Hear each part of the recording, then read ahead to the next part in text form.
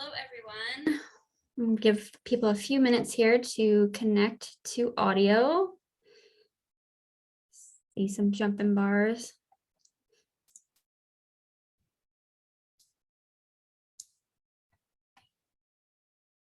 Awesome. See a few people that are still joining us from the waiting room. But we'll go ahead and get started. So I just want to take a moment to thank everyone for joining Ask the Alliance this morning. I want to share a little bit about the Alliance. So the Alliance is a nonprofit organization whose mission is to bring together communities, companies, and conservationists to improve our lands and waters in the Chesapeake Bay watershed. Last summer, the Alliance hosted its first live talk webinar series, which we called Breakfast on the Bay. And through this series, we united our staff expertise with our partners' experience to explore the impact we have on the Chesapeake Bay's health. As our staff at the Alliance continues to grow, our expertise does too, which is awesome. So this year, the Alliance staff is really going to share their knowledge and passion for what you can do at home to both enjoy and improve the health of the Chesapeake Bay watershed. And you'll have the opportunity at the end of the session to ask the Alliance. This is our last Ask the Alliance session, but with the hope for these to remain as interactive as possible, feel free to join us with your camera turned on, but please remain on mute. You will have the opportunity to ask questions. You can send those in the chat box. I have John with me this morning or this afternoon. He'll be capturing those for you. And then if you have anything in the last, as I'm kind of doing our Q&A at the end, feel free to also come on mute and ask your questions. So today I'm excited to share my presentation for Ask the Alliance. I won't be introducing anybody. But I am Lauren Souter. I am the stewardship coordinator at the Alliance for the Chesapeake Bay, and I'm going to talk all about how we can intervene plastic pollution from entering our watershed. So with that, I'll go ahead and jump into my presentation. John,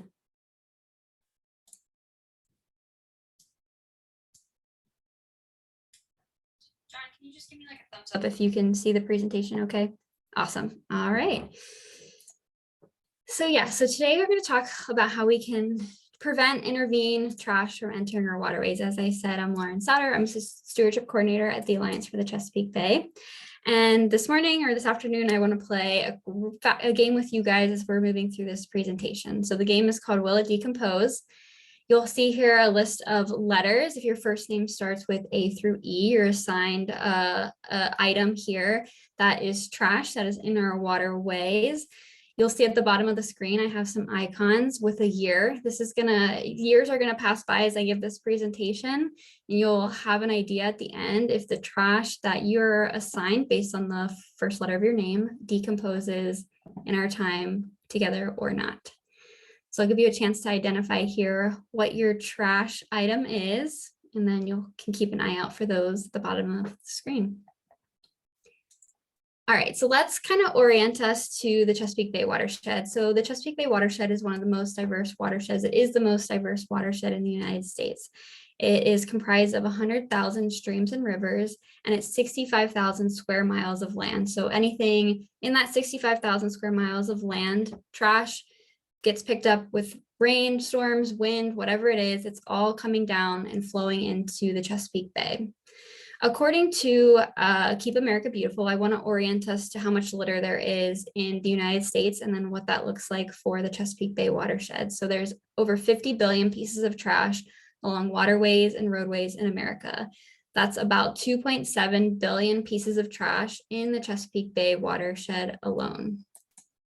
So how does trash end up in our watershed? I have this great infographic here that one of my colleagues created at the Alliance, and you can see some outdoor activities, some things that are happening in this graphic of this very trashy, unfortunately trashy stream.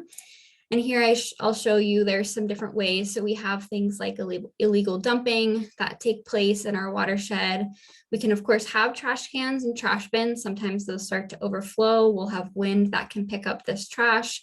It can land within the land, which then rain or wind can pick up and carry into our waterways. We also have, people that just litter. Trash can spill out on collection days. Trash can fly out of cars or garbage trucks. There's a ton of different ways that we all know, we're all aware of how this trash can end up in the watershed. So just kind of wanted to show you, I'm sure some of you joining today are familiar with Mr. Trash Wheel, but kind of a great picture, a great example of how a single storm can carry 15 dumpsters of litter and debris to Mr. Trash Wheel. It's just a great example of showing how these rainstorms, how different things can really carry litter that you're seeing maybe in your local neighborhood. You're going on for walks, where it's ending up and how it's getting there. Just want to show a quick clip of that, but we'll keep moving in the presentation. So talking about how plastic pollution impacts our communities, before we kind of get into action, we talk about plastic pollution as it results as a higher chance of it ending up in our waterways, like I said, and when it lands in our waterways, it can wreak havoc on our habitats, smother native plants, and of course turn into, which I'll get to, microplastics, as it's kind of living in our waterways. It is a visible water quality contaminant, and it's one of the first things people think of when they consider clean water. So if you have, you're outdoor recreating and you're seeing trash in the areas that you're recreating, it just kind of gives you a negative association with your environment. And that's something that will kind of deter people from enjoying and really understanding the watershed that they live in. And then, of course, as I mentioned, microplastic trash decomposes into microplastics and nanoplastics. There was some great questions about this that came in prior to the presentation that I'll kind of dig into how microplastics and nanoplastics are affecting our impaired waterways. So we do have studies that are being done specifically in the watershed. I wanted to pull this one picture. It's a sample of ocean microplastics from a 2015 trash trawl survey on the Chesapeake Bay. This photo is by Will Parson at the Chesapeake Bay program. But it's a great example of seeing how in every single grab, this is from Julie Lawson. She's the one that was conducting the study. In almost every single grab that she's taken from the Chesapeake Bay, she was finding microplastics in it. So just more solid proof that this is an issue that we want to address. So what can you do individually to intervene this plastic pollution? So I have 5 steps laid out here. I'm going to dig into each step individually, but I kind of wanted to give you an overview and kind of put you in the direction of where we're going to move into the bulk of this presentation. So number 1, consider changing lifestyle habitats. Like I said, I'll dig into this, and I recognize the challenges sometimes of adjusting our lifestyle habits, and I'll talk a little bit about those. 2, working with your local legislation. I'll go in depth of how we can get in contact with our local legislation and what do we even do in partnership with our local legislation. Know what is recyclable in your community. Talk a little bit about recycling. I know that there's a lot of conversations happening around recycling, but I do think as consumers, it's our role to do the best we can with getting rid of the waste that we receive in packaging and things like that.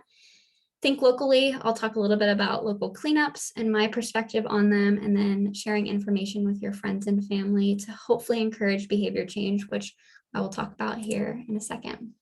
So digging in first to encouraging change in your behavior. So I have this report that I kind of wanted to talk about a little bit. So this is a report that was published by the Sustainable Lifestyles and Education Program of the One Planet Network, a group that develops tools and resources that allow policymakers and businesses and civil societies to build sustainable systems of living. This is a program that's co-led by Japan's Ministry of the Environment, represented by the government of Sweden. But this report is basically what it does is it's a tool that was gathered of a bunch of campaigns that have taken place around plastic pollution, and really talks about what we can do to encourage better campaigns to manage plastic pollution.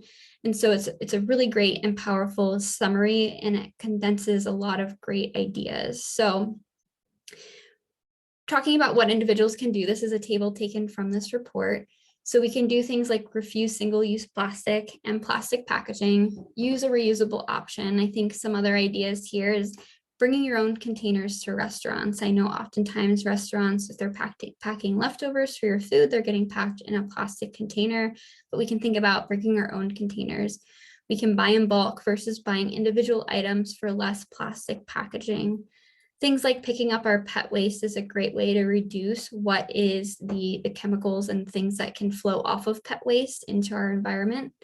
We can compost our food waste. That's a great way to keep trash out of recycle or out of bins. We can choose products and packaging that are reusable, recyclable, or compostable. Some of the last two here I have highlighted in yellow. So demand for sustainable packaging to companies and advocate for a policy. These two items I want to dig into a little bit further because I recognize that they're not two strictly individual actions that we can take, but they're things that we can do in collaboration. So another snippet from this report that I wanted to pull is the power of individuals. I know this was a question that I received ahead of this presentation, but what can individuals do? Do we really have an impact in what is kind of happening systemically with plastic pollution? And so there's this idea that we can vote with our dollars, which basically means that we can prefer and only buy more sustainable products. Now, something that I want to know that this report points out that I think is really important is things are complicated and people are rarely making buying decisions based on the sustainability of their wrapper. And it's sometimes hard to find alternatives to something that you're purchasing. And so what this can do is it can distort this feedback loop with the supply chain, and it can also just create an unsmooth way to really do this work in an effective way. So sure, we can communicate our requests for change directly to companies, and we can, do our best to send the right messages to both companies and governments. But I think that the key here is we need to work together with companies and local governments so we can do our best to take individual action. But I think that if we want to make true change systemically with plastic pollution, this work needs to be done collaboratively. So we can advocate for policy. So what does that look like? Sustained long-term efforts that we need to come together from individual consumers, governments, and businesses to really change our behaviors, policy, and practices. So how do we find our local government? How do we get in contact with our local government? What do we do to kind of start this work? So I want to kind of orient us to what our local governments are. So a local government is your county that you live in, or it could be a municipality. So you can think of cities and towns also having local governments. You can also look for your community outreach departments. A community outreach department within a local government is a department or a unit that typically works to increase the presence of the Office of Human Rights and Equity. And it basically creates opportunities for residents to affirm their humanity while also protecting that of their neighbors. So it's a great department to be in contact with if you want to intervene plastic pollution. I also have linked to your really great website if you want to find who specifically is in your local government. If you go through this website, it basically will walk you through. You'll just enter the state you live in, you can enter your zip code, and it will usually bump you to your state's government website. And then from there, you can hone in on finding who exactly your local representatives are. So what do we say to our local governments? What do we do? How can we work together, work collaboratively? So I want to talk a little bit about behavior change campaigns. Now, behavior change campaigns are basically campaigns that use community-based social science to encourage a positive change in societal habits. The field of behavior change is based on principles of psychology and economics and social science theory. And so true behavior change initiatives will go well beyond just awareness raising strategies, but also work to change behaviors of members of communities. And so to kind of think about what this could look like, so increased signage in neighborhoods. There could be, I'm not saying that this is the only solution, but just some examples of behavior change campaigns that could work. So, or that I've seen before, I should say. So increased signage, things like we recycle and you should too. It's kind of that way to know that behavior, what the behavior norm is in this community, and that you shouldn't stray from this norm. We can, of course, include more green, what we call green furniture, which is just things like more trash cans, street light, pet waste stations. These are all cues in our human behavior that we kind of understand and know what to do with the trash and plastic pollution when we're in these, when they're in different environments. We can also advocate for policies that facilitate sustainable consumption. So things like a plastic bag tax. Now, I have this blurb here on the right-hand side pulled from the Department of Energy and Environment in Washington, D.C., because I want to talk a little bit about the plastic bag tax. I know sometimes there is negative association with increased taxes or this idea of a plastic bag tax, but I think that if we kind of look at one example, it paints a really good picture of what a bag law looks like. So Washington, D.C. Basically initiated a bag law in 2009, and it was the first law of its kind in the nation. And the primary goal of the bag law is to change consumer behavior by discouraging the use of disposable bags, therefore reducing trash pollution in the district's waterways. Now, I think the key thing here that I want to draw our attention to is where this bag fee, where it goes to. And so the bag fee in the district goes to the Anacostia River Cleanup and Protection Fund. And so the purpose of the fund is to support watershed protection initiatives. And I think that, as much as we can do to intervene this plastic pollution, while we are doing our best to change and encourage different behaviors, knowing that the efforts that we're putting into that can be a little bit reciprocal, where we can also have, the funds that we're using or the fees that, we're collecting from people who are or need to use plastic bag or paper bag in the district's example, are at least going towards watershed cleanup that are going to hopefully have continued effect on this change. We can also seek out and support community organizations. This is another great way to get involved with your local communities and do some watershed cleanups, which, like I said, I'll get to in a minute. While we're writing, though, to our local jurisdictions and our local governments, we can be recycling in the meantime. And so I want to note here, there are actually no national laws that mandate recycling. So every city and state is different when it comes to recycling. So it really is up to us as consumers to know what we can recycle and what isn't accepted in our local communities. But there are three kind of quick rules when it comes to recycling.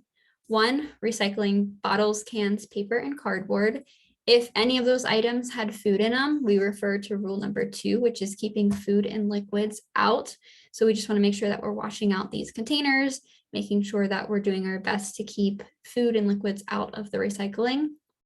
And then rule number 3, no loose plastic bags and no bagged recyclables are accepted.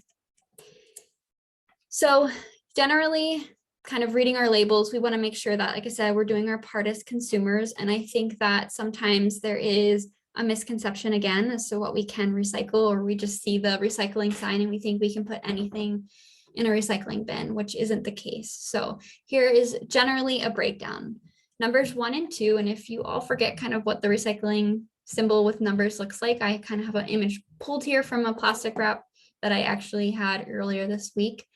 But numbers 1 and 2 can be placed in curbside containers. This is generally plastics that are water bottles, milk jugs, and household cleaners.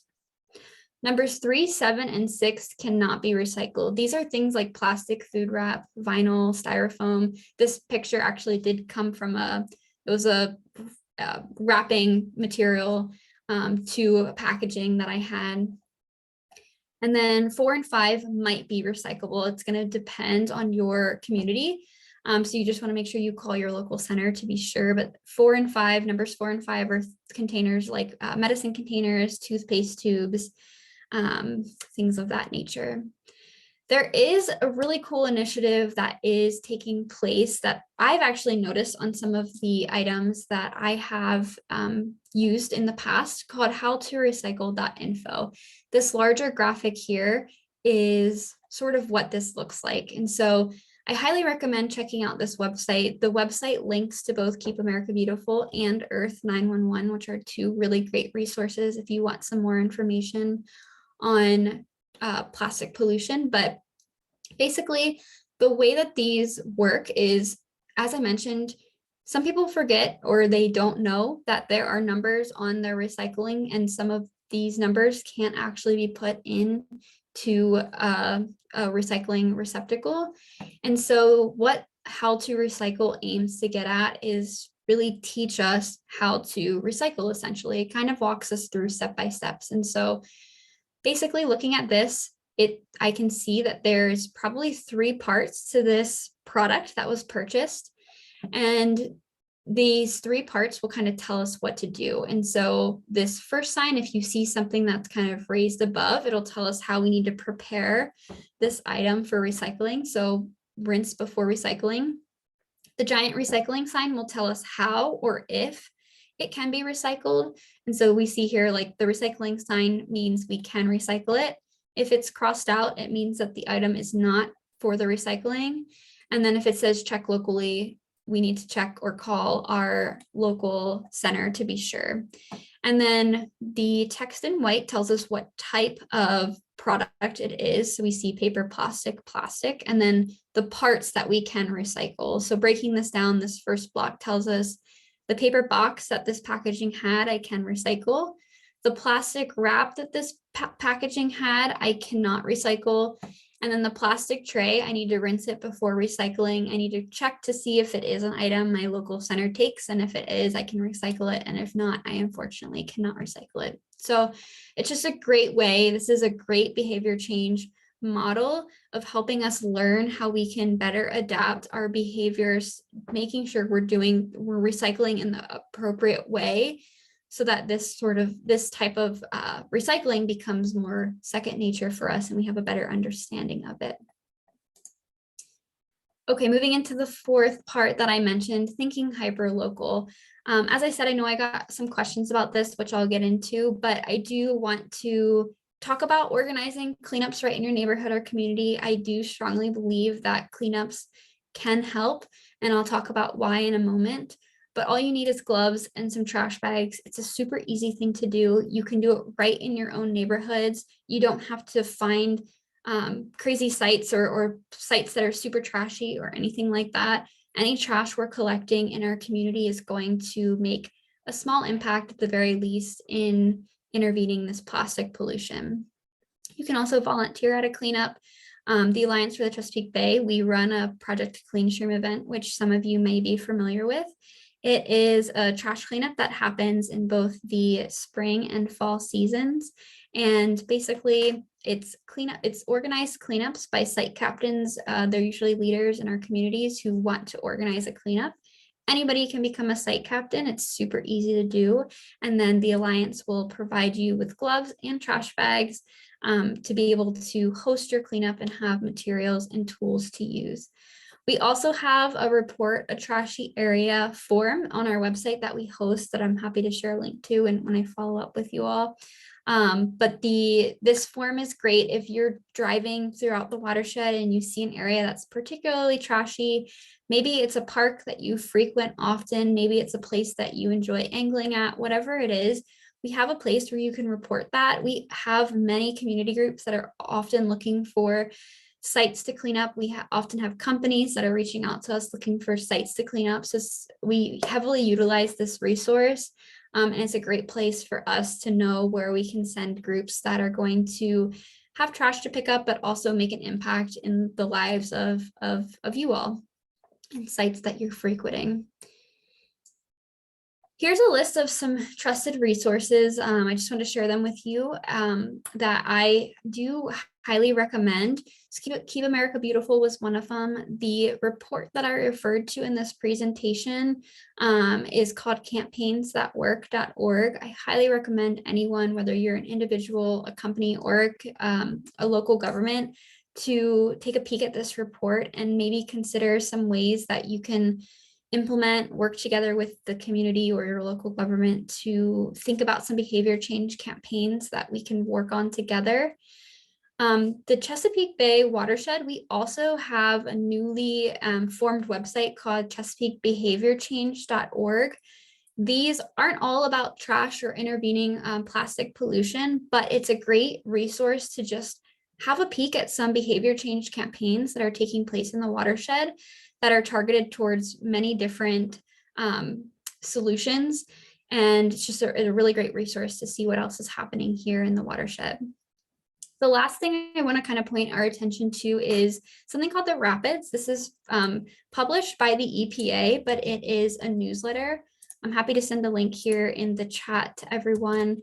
But this is, I recommend getting on the newsletter. They send out a ton of great information, resources, campaigns, different things that are taking place as it relates to trash-free waters. So I'll go ahead and send a link to that. Here, I can send a few more links too. I just had that one handy very quickly.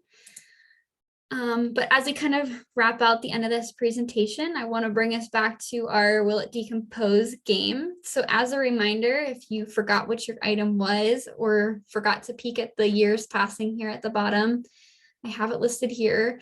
We're ending on year 300, so you can see we still have plastic water bottles in our waterway and styrofoam containers. So let's look at how long it takes for some of these items to decompose. So if you had an aluminum can, it took you 200 years to decompose. If you had a plastic bottle, 450 years. Plastic bags take about 10 to 20 years to decompose. Styrofoam takes up to 500 years to decompose. That's something that is long lasting, unfortunately. And then cigarette butts is 10 years. Have this great second half to the infographic that I shared at the beginning, but it breaks down and shows you some other items here that decompose or how long it takes for them to decompose. We'll go ahead and leave my contact information here, but like I said, I'll follow up to this recording or to this presentation with a recording for you all if you're interested in rewatching it or digging into some of the resources that I shared here.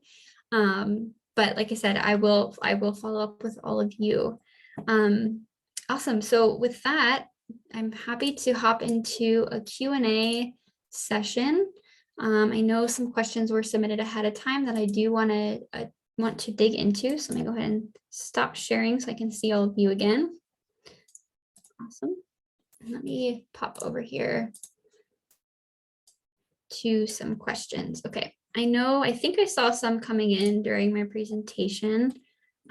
Yes, but I also want to dig into a few great questions that were asked ahead of time as well. So first one being, let's see here.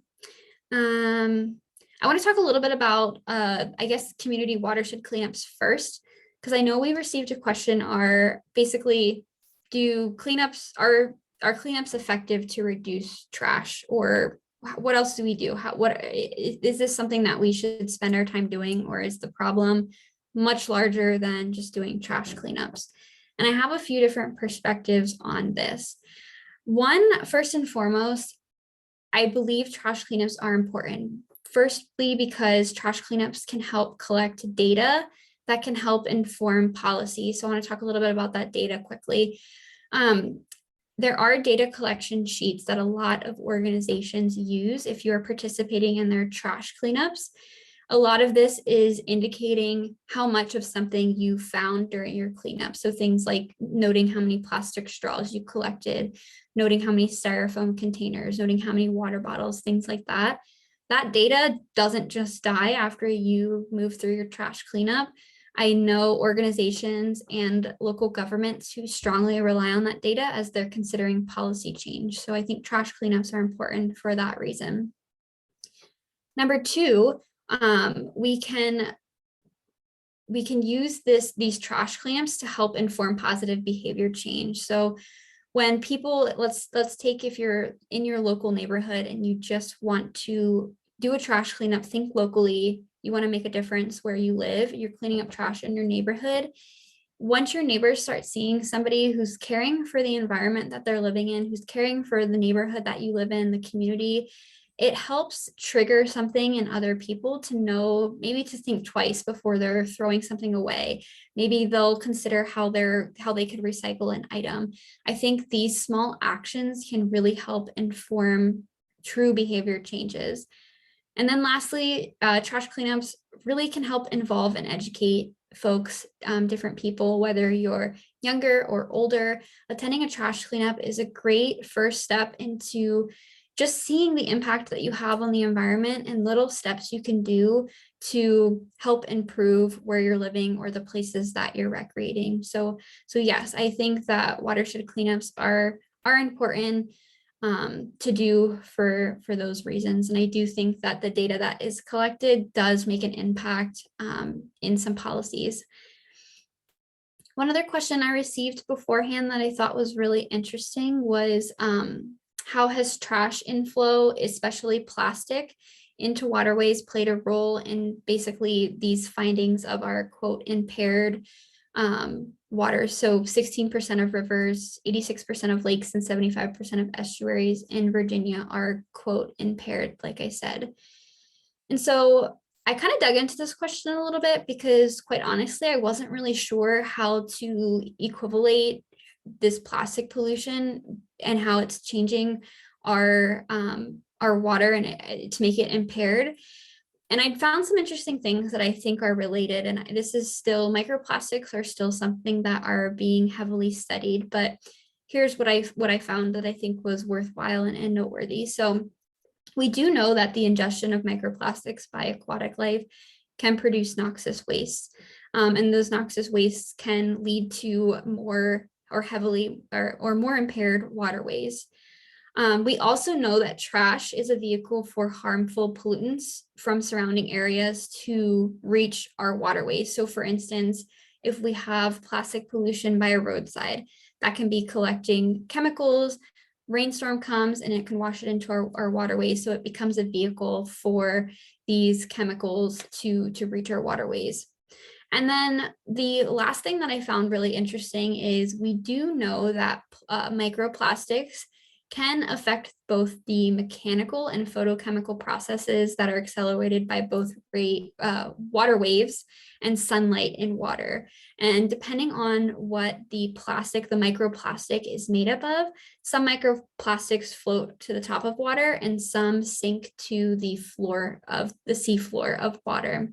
And so it's like I said, studies are still being done to understand how both of that, the seafloor and the tops of water, are being directly affected by microplastics. But I think it's something to be aware of and something to consider as we're thinking about plastic pollution and how it's actually impairing our waterways.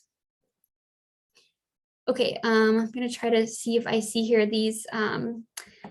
You're welcome, Jasmine. I just saw your chat pop up. No problem.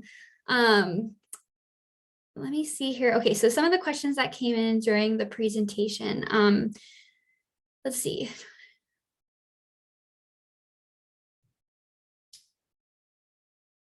What's that trash trap across the waterway? So the trash trap across the waterway. So the first few slides I showed this it's a video. It's actually, that trash trap specifically is in the harbor in Baltimore, but it's called Mr. Trash Wheel. And the watershed has several trash wheels throughout. Don't quote me on how many exactly. But basically what Mr. Trash Wheel does is it is a really cool invention. It is a machine that goes through things like, if you think about the Inner Harbor, if you've ever visited waterways like that, collecting all of the trash debris. And what it's doing is it is taking in all of the trash, and it actually is able to sort it as well. So it'll sort, garbage into garbage and then the recycling into recycling. And so it's a great mechanism to help try to keep these waterways. Like I said, usually plastic pollution is one of the most visible contaminants of water quality. And so it's helping with that process of getting the trash removed from the waterway in as much bulk as possible, and also being able to sort it as well. There are other trash traps that exist other than Mr. Trash Wheel. So Mr. Trash Wheel is something that it's a wheel that, like I said, it's like a conveyor belt that pulls the plastic pollution in. There are other trash traps that exist, which are basically, think about them like kind of flotation devices that kind of are set in usually a river or stream, and all the trash that flows down kind of gets collected onto these like this trap that's like a flotation device across the waterway. And then typically a cleanup crew or a volunteer cleanup will come in, and they'll actually, a lot of times they'll collect and take the data from what is being collected in that specific waterway. That data from that trash collection can also help inform policy in those types of communities as well. So that was what the trash trap across the waterway was in the first few slides. And yes, the slides will be made available afterwards. I'll also be sharing a recording to this session.